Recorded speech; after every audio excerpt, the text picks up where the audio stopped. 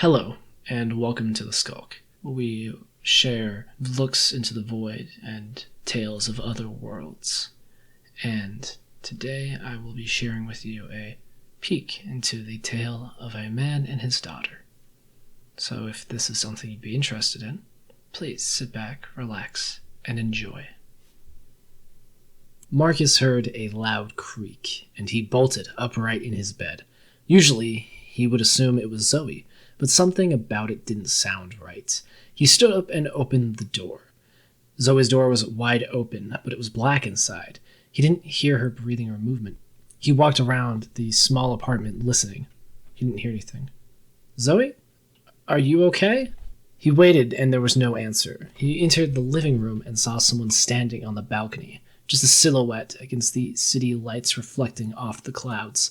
The door was open, and there was a cold breeze coming through. He breathed a sigh of relief. Zoe was just getting some fresh air. That was all. Maybe she was just as stressed as he was. She'd been working just as hard on her college applications. He started walking towards the door, but his foot struck something. It wasn't hard. It felt spongy. Marcus looked down at someone lying on the floor as his eyes finally adjusted. He flung himself back, falling to the floor. No, please no. Panic settled in as he realized how she was lying, on her side. Blood pooled on the floor around her head, the same way he'd found her 2 years ago. Her black hair was coated with her blood from the gaping wound on the back of her head. The wall behind the couch was covered in viscera. A revolver still lay in his wife's hand. He froze as the figure on the balcony turned, slowly, deliberately. The body on the floor began to warp and flex. There was a snapping sound. Her neck ripped and forced her to look up at the ceiling. Her face was frozen, mouth open, almost laughing. Her arms and legs twisted like an insect. He looked from the body on the floor to the figure on the balcony. She rose up on her twisted arms, twitching and raising her limbs, contorting and dragging herself towards him. He pushed back away from her, trying to stand and escape.